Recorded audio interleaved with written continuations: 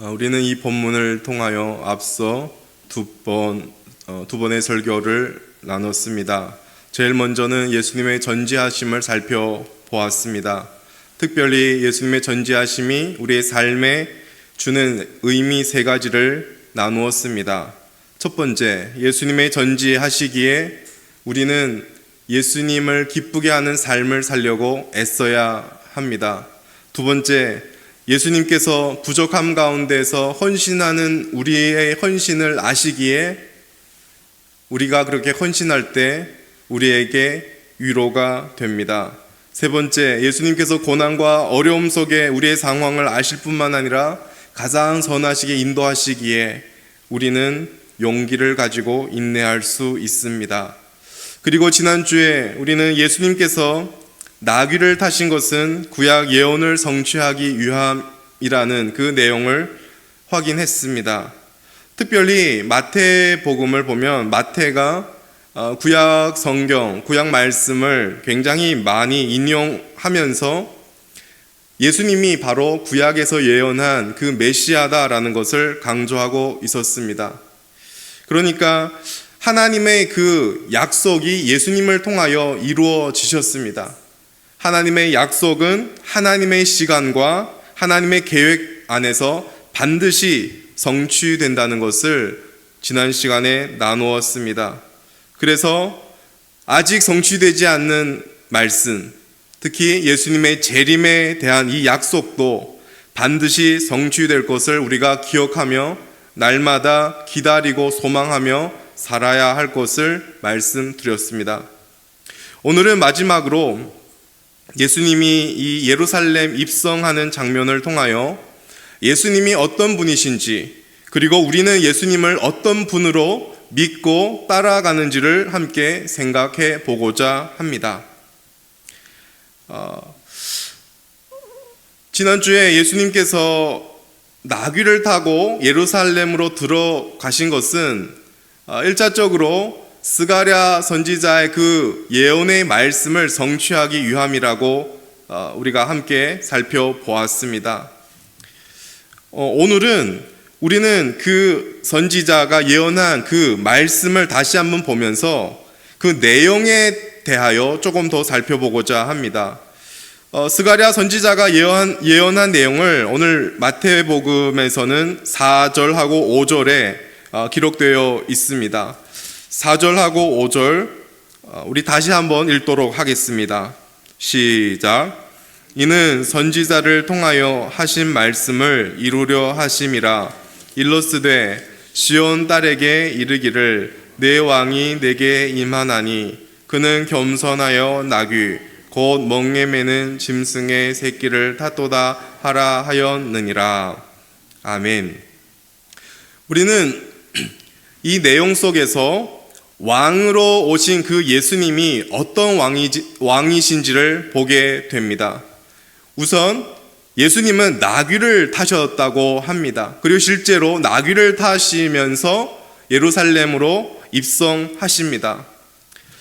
나귀를 타셨다는 것은 단지 어떤 단순한 교통수단이나 우연한 선택이 아닙니다. 나귀를 탔다는 이 내용 속에는 깊은 상징성과 신학적 메시지가 담겨 있고 하나님이 의도한 행동이었습니다. 고대 근동 문화에서는 우리가 알고 있는 이 말은 전쟁의 상징입니다. 전쟁에서 승리를 한 그 왕들이 백마를 타고 개순 장군처럼 들어옵니다. 반면에 나귀는 일상과 평화의 상징입니다. 보통 평화의 시대에 왕들이 백성들을 이렇게 잘 사는지 둘러볼 때 이 나귀를 탔다고 합니다. 따라서 예수님이 나귀, 그것도 아직 멍에를 맨 적도 없는 새끼 나귀를 타셨다는 것은 예수님이 전쟁의 방식이 아니라 평화의 방식으로 이 땅에 오셨다라는 것을 의미합니다. 이 평화의 방식은 겉으로 보았을 때는 약간 연약하고 초라해 보이기도 합니다. 오늘 본문에서 우리가 확인할 수 있다시피 예수님과 함께하는 어떤 그 전쟁에 같이 싸우는 군인들이 없습니다. 나귀를 타신 예수님 혼자뿐입니다. 물론 거기에 환호하는 사람들은 있었습니다. 그런데 전쟁에서 뭔가 승리를 얻기 위한 그런 군대가 없다는 것입니다. 그래서 연약하고 초라해 보일 수 있습니다. 그런데 이 속에는 하나님의 능력이 담겨 있습니다. 왜냐하면 예수님께서 이제 나귀를 타시고 예루살렘으로 입성하는 것은 단순히 예루살렘 입성으로 끝나는 일이 아닙니다. 예루살렘으로의 입성은 이제 곧 골고다를 향하여 가고 십자가를 지러 간다는 길이기 때문입니다. 예수님의 이 예루살렘 입성은 십자가를 지시기 위한 첫 걸음일 뿐입니다. 예수님은 최종적으로 예루살렘에 들어가셔서 십자가를 지시고 십자가에서 죽임을 당한 것입니다. 예수님이 스스로 그 길을 선택하십니다. 스스로 그 길을 걸어가셨습니다. 보통 인간은 이 죽음을 피해서 다니지만 예수님은 마치 그 죽음을 최종 목적지로 삼으시고 그것을 위하여 오늘 예루살렘을 입성하신 것입니다. 예수님은 왜 그렇게 하셨습니까?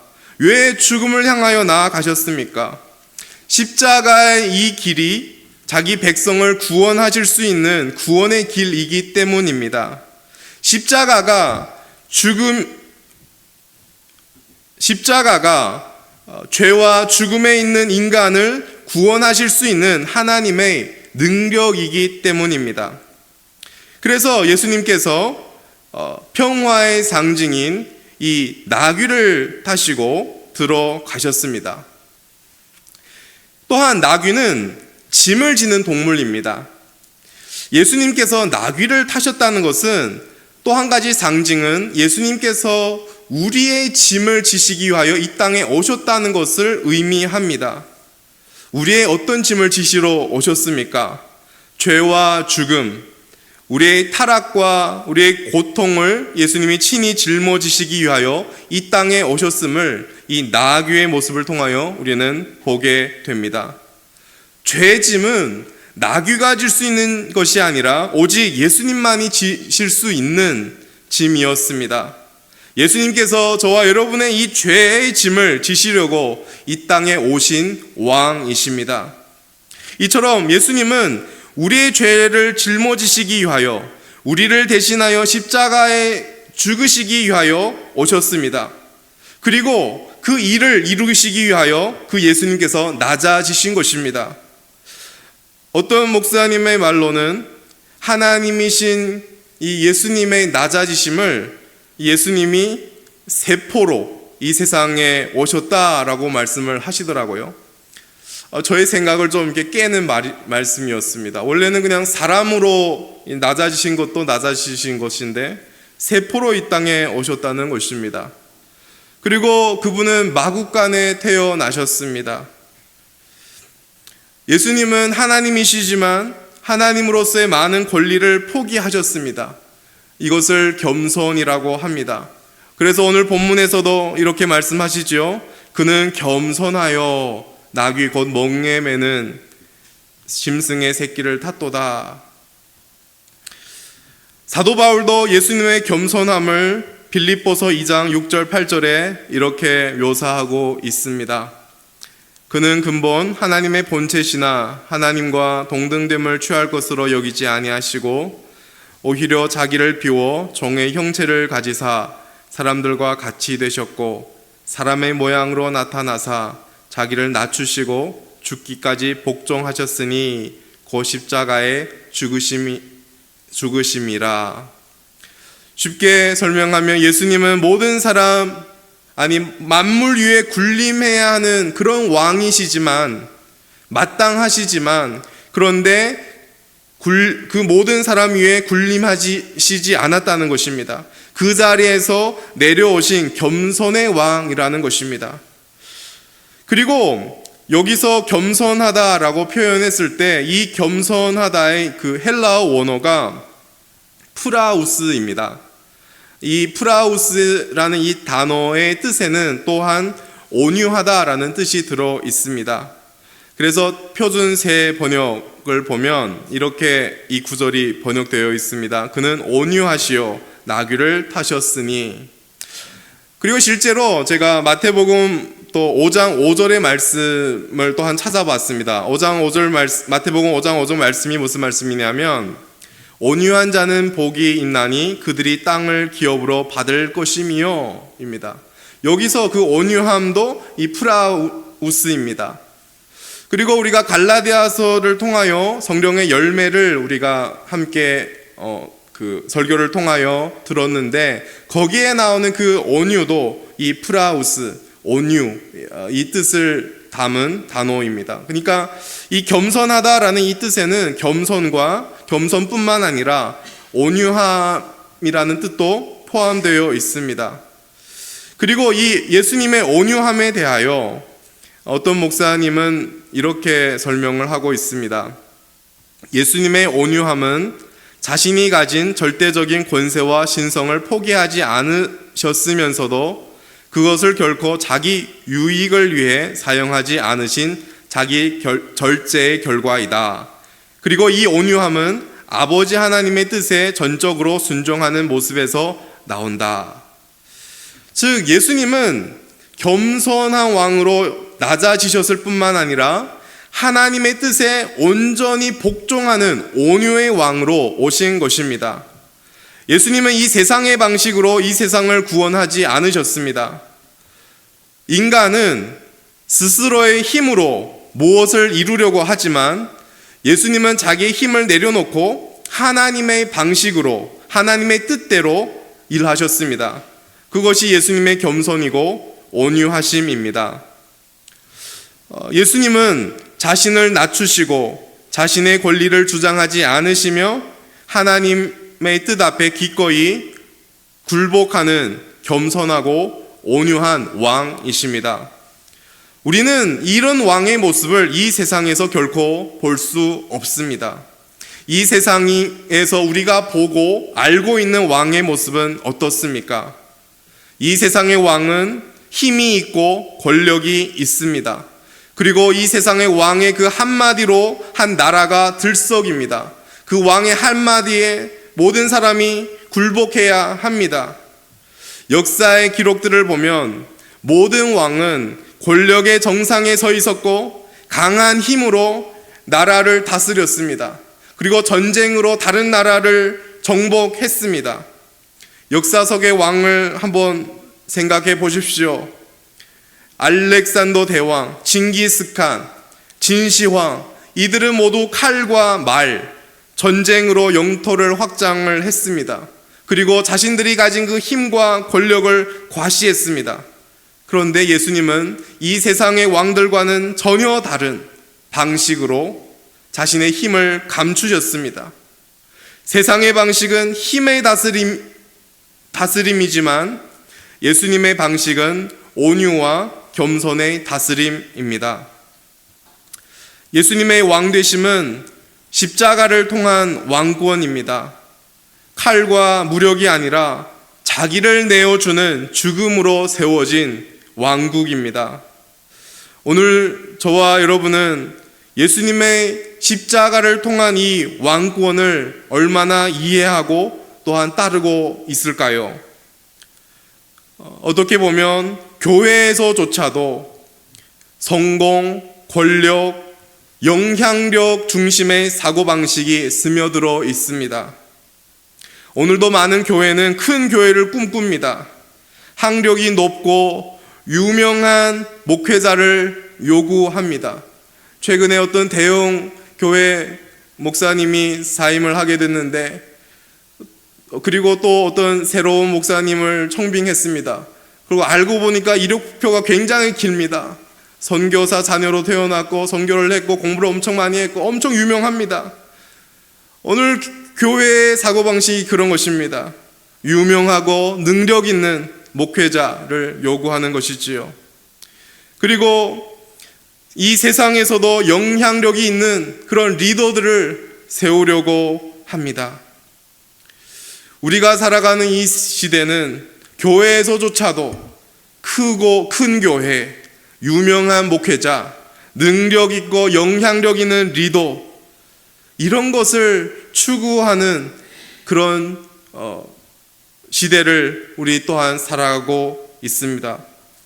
그런데 우리가 기억해야 할 것은 예수님은 결코 그런 방식으로 하나님 나라를 이루시지 않았다는 것입니다. 우리가 정말 온유하고 겸손한 왕 되신 예수님을 따른다면은 우리 자신도 낮추고 섬기고 손해보는 예수님이 계셨던 그 자리에 우리가 기꺼이 서야 합니다. 왜냐하면 그것이 겸손하고 온유한 왕 되신 예수님을 따르는 길이기 때문입니다. 그래서 우리는 예수님의 겸손을 배워야 합니다. 여러분, 예수님의 겸손은 무엇입니까? 아까도 앞에서 설명했지만 예수님의 겸손은 단지 자기를 낮추는 정도가 아닙니다. 허리를 굽혀서 인사하는 정도가 아닙니다. 예수님의 겸손은 권리를 포기하는 것입니다. 하나님의 동등됨을 여기지 않는 것, 권리를 포기하는 것입니다. 내가 오랜 시간 동안 신앙생활을 했고 내가 이 교회를 오래 다녔으니 내가 더 많은 대우와 인정을 받아야 한다는 이 생각을 포기하는 것입니다. 내가 직분자이기 때문에 내가 존경을 받는 것이 마땅하고 나의 말을 들어야 한다, 이 주장을 버리는 것입니다. 그것이 겸손입니다. 예수님의 겸손은 또한 무엇입니까? 예수님께서 마태복음 20장 28절에 이렇게 말씀하셨습니다. 인자가 온 것은 섬김을 받으려 함이 아니라 도리어 섬기려 하고 자기 목숨을 많은 사람의 대속물로 주려 함이니라. 즉 예수님의 겸손은 자기의 권리를 포기하셨을 뿐만 아니라 섬기는 것이고 자기 목숨을 희생하는 것입니다. 우리 스스로 짊어질 수 없는 이 세상에서 가장 무거운 죄의 짐을 예수님이 희생함으로 대신 짊어지셨습니다. 이와 마찬가지로 우리도 여전히 이 인생 가운데서 이 인생을 살아가지만 인생의 그 여러 가지 무거운 짐을 지고 있는 사람들의 짐을 대신 지어주는 것이 겸손입니다. 감사하게도 우리 천은교회에 이미 그런 분이 계신 줄로 제가 알고 있습니다. 지체 중에 아프고 어려운 분들을 위하여 시간과 물질을 희생하면서 그분의 짐을 대신 지고 계신 분이 계십니다. 또한 우리 교회에서 하는 어려운 이웃을 위한 헌금, 그리고 구역 헌금, 이런 헌금을 통하여 어려운 이웃들과 선교사님들을 돕고 있습니다. 이 헌금하는 방식을 통하여 어려운 이웃들의 그 무거운 짐을 같이 지는 것이고 선교사님들의 선교의 짐을 짊어지는 것입니다. 그것이 자기의 것을 희생하며 섬기는 겸손입니다. 겸손은 말뿐이 아닙니다. 겸손은 희생하는 것이고 섬기는 것입니다. 이렇게 천은교회의 이 아름다운 일들을 지금까지 잘하고 계셨다면 계속하여 저와 여러분이 그렇게 희생하고 섬기는 그 겸손의 자리에서 더 열심히 섬기고 희생하기를 예수님 이름으로 축복합니다. 그리고 오늘 본문 7절 8절에서는 7절 8절 9절에서는 왕이신 예수님에 대한 제자들과 무리들의 반응이 나옵니다. 우선 7절은 제자들의 반응을 볼 수 있습니다. 7절 말씀 한번 보십시오. 제가 읽어드리겠습니다. 나귀와 나귀 새끼를 끌고 와서 자기들의 겉옷을 그 위에 얹음에 예수께서 그 위에 타시니, 두 제자가 말 맞은편으로 가서 나귀와 나귀 새끼를 끌고 예수님께로 왔습니다. 그리고 제자들은 자신이 입고 있던 겉옷을 이 나귀 새끼 위에 얹었습니다. 그리고 예수님이 그 위에 타셨습니다. 당시 사회에서는 일반적으로 왕을 영접하거나 왕이 즉위해서 말을 타고 갈 때 백성들이 그 겉옷을 왕이 타는 짐승 위에 혹은 왕이 지나가는 길 위에 폈다고 합니다. 이런 행위는 왕에 대한 최고의 존경의 표현이었습니다.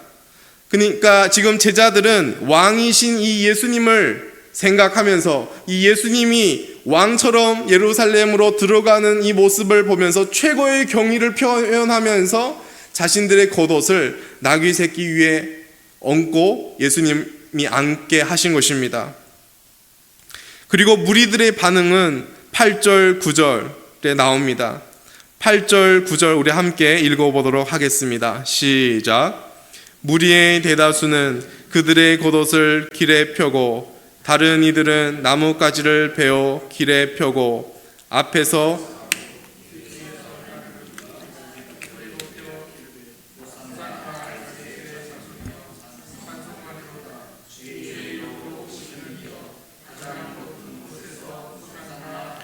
아멘. 우선 여기서 무리의 대다수라고 했습니다. 오늘 본문에서는 이 무리가 우리가 좀 상상하기 어려운 숫자입니다. 얼마인지 잘 드러나지 않습니다. 그런데 여기서 무리라고 했을 때 엄청 많은 사람입니다. 얼마나 많을까요? 마가복음에서는 이 무리에 대하여 많은 사람들이라는 표현을 썼고 요한복음에서는 큰 무리라고 했습니다. 게다가 요한복음의 기록을 보면 이렇게 되어 있습니다. 요한복음 12장 12절과 13절 읽어드리겠습니다.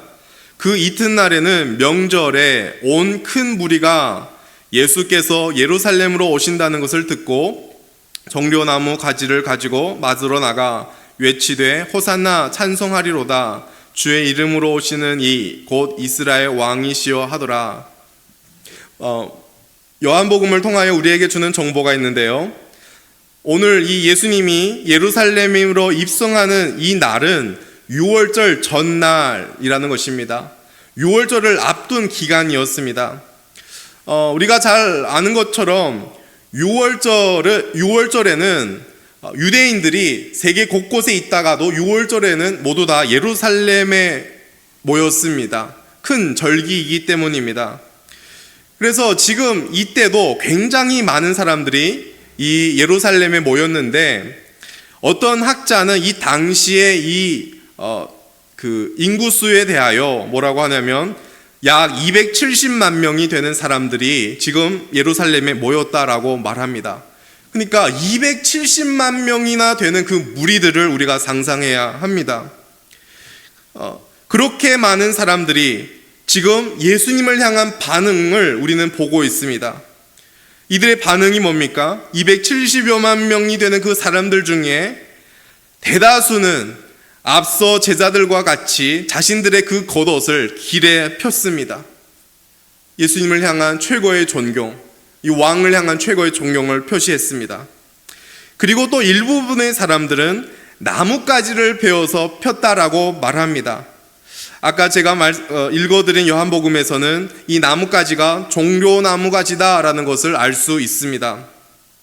이 종려나무는 보통 승리, 기쁨을 상징합니다.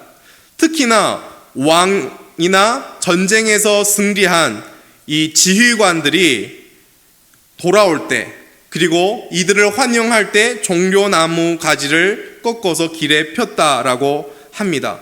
그러니까 환영의 의사이고 존경의 표시입니다. 그래서 무리들이 자신들의 옷과 종려나무 가지를 길에 폈다는 것은 예수님을 승리의 왕으로 기쁨의 왕으로 여기면서 최고의 존경을 표하며 환영했다라는 것을 우리는 알 수 있습니다. 그리고 이 수많은 사람들이 나귀를 타신 그 예수님을 어떤 사람은 앞에서 어떤 사람은 뒤에서 호위하면서 외친 말이 있습니다. 뭐라고 외쳤습니까? 9절에 보시면 호산나 다윗의 자손이여 찬송하리로다 주의 이름으로 오시는 이여 가장 높은 곳에서 호산나. 여기서 다윗의 자손이여와 주의 이름으로 오시는 이여 이 두 표현은 모두 다 메시아를 가리킵니다. 즉 군중들이 지금 예수님을 메시아로 인정했다는 것입니다. 그리고 호산나라는 이 말 속에는 부디 구해 주십시오, 지금 우리를 도와주십시오 라는 그 뜻이 들어 있습니다. 즉 무리들은 마치 고난에 처한 백성들이 자기들의 왕 혹은 그 신에게 도움을 청하는 것처럼 그 예수님을 향하여 그렇게 외치고 있는 것입니다. 무리들은 자신들이 그토록 기다리던 메시아가 드디어 임하였으니까 얼마나 기쁘겠습니까? 특히 이 메시아이신 예수님께서 이제 장차 로마의 압제에서 살아가는 자신들을 구원해 줄 것을 생각하면 너무나도 기쁘고, 그래서 큰 소리로 환호하며 그 예수님을 최고의 존경으로 표하며 영접했던 것입니다. 지금까지 살펴본 제자들의 반응, 무리들의 이 반응은 같았습니다.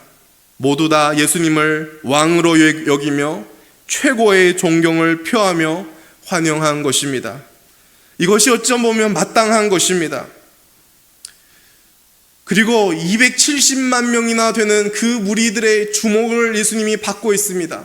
그 사람들의 존경을 받고 있습니다.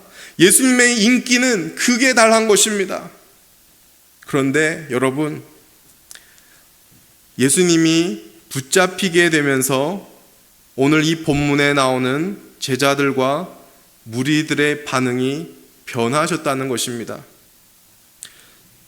최고의 존경을 표했던 제자들은 예수님이 붙잡히자 다 예수님을 버리고 도망가 버렸습니다. 마태복음 26장 56절에 보면 참 마음을 아프게 하는 기록이 있습니다. 제자들이 다 예수를 버리고 도망하니라. 최고의 존경을 표하고 예수님을 향하여 환호했던 제자들은 도망해버렸습니다. 그 중에서도 대표적으로 우리가 알고 있는 늘 앞장섰던 베드로는 예수님을 3번이나 부인했습니다. 그리고 오늘 본문에 예수님의 입성을 환호했던 무리들은 어땠을까요? 예수님이 붙잡히고 빌라도 총독 앞에 섰을 때 빌라도가 이 무리들에게 한 가지 제안을 합니다. 죄수 중에 바라바라 하는 이 죄수가 있고, 그리고 지금 예수가 있는데 이 둘 중에 어느 사람을 너희에게 놓아 주기를 원하느냐라고 묻습니다. 그때 무리들은 바라바를 선택했습니다. 예수를 배신했습니다. 오늘 본문에 호산나 다윗의 자손이여 찬송하리로다 주의 이름으로 오시는 이여 가장 높은 곳에 호산나라고 했던 이 찬송의 외침이 나중에는 예수님을 십자가에 못 박혀 죽으세요 하는 저주의 외침으로 변했습니다. 예수님의 인기 한순간에 밑바닥으로 전락되었습니다. 모든 제자가 예수님을 배신했습니다. 환호했던 무리들이 예수님을 배신하고 죽이고자 했습니다. 여러분, 왜 이런 변화가 있었을까요? 한마디로 예수님은 그들이 생각하는 왕이 아니기 때문입니다. 제자들과 무리들은 예수님을 메시아로 생각했지만 자기들이 생각하는 메시아가 예수님을 통하여 볼 수 없었습니다. 제자들과 무리들은 정치적 메시아를 기대했습니다. 즉 자신들을 로마의 그 압제에서 구원해 줄 수 있는 메시아, 무력으로, 힘으로, 능력으로 로마 제국을 뒤엎을 수 있는 그 메시아를 기대했습니다. 다윗처럼 힘과 능력을 가지고 전쟁에서 승리하는 그 왕을 제자들과 무리들이 기대했습니다. 그런데 그런 왕이 붙잡히게 된 것입니다. 그런 모습을 보고 제자들과 무리는 실망한 것입니다. 너무 연약하기 그지없었습니다. 저들의 입장에서 모든 기대와 소망이 물거품으로 되고 말았습니다. 그 결과 예수님을 배신하고 십자가에 못 박히려는 것입니다. 오늘도 저와 여러분은 예수님이 우리의 구원자이고 우리의 인생의 왕이라고 고백하며 환호할 수 있습니다. 우리도 그분께 무릎을 꿇고 최고의 경의를 표하며 기쁨의 찬송을 드릴 수 있습니다.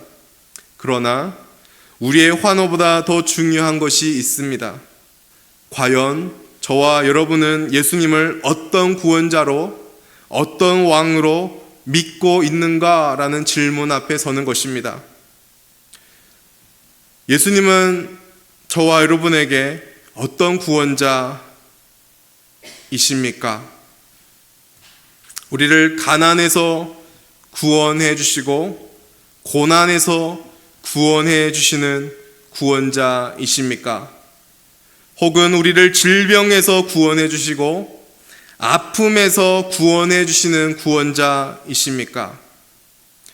우리는 단지 예수님은 내 삶의 문제들을 해결해 주실 수 있는 내 생각의 구원자, 내가 바라는 구원자로 믿고 있지는 않는지 우리는 모든 순간에 돌아볼 필요가 있습니다.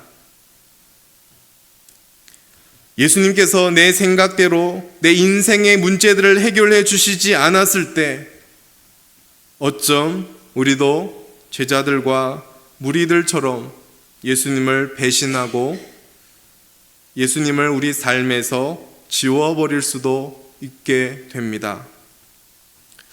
여러분, 예수님을 구원자로 또 인생의 왕으로 고백한다는 것은 그분 앞에 순복하는 것입니다. 내 생각, 내 판단, 내 바램을 내려놓는 것을 뜻합니다. 그리고 그 예수님이, 내가 고백하는 그 왕이 보여주신 모습 그대로 믿고 따르는 것입니다. 그 예수님이, 그 왕이 말한 그대로 살아가는 것입니다. 우리가 성경을 통하여, 오늘 본문을 통하여 우리에게 보여주신 예수님의 모습은 어떤 모습입니까? 낮아지시고 섬기시며 최후의 십자가의 죽음을 통하여 구원을 이루신 구원자이십니다. 그런 왕이십니다. 우리는 참 하나님이신 분이 낮아져서 희생하셔서 십자가라는 그 연약한 방법을 통하여 인간을 구원해 주셨다는 것을 믿는 자들이어야 합니다. 뿐만 아니라 우리는 그 왕의 모습을 본받아 살아가야 합니다. 이 세상은 높아지고 섬김받고 희생하지 말아야 한다라고 말하지만 우리가 믿는 예수님은 낮아지시고 섬기셨고 희생하셨기에 우리도 기꺼이 그 길을 걸어가는 것입니다.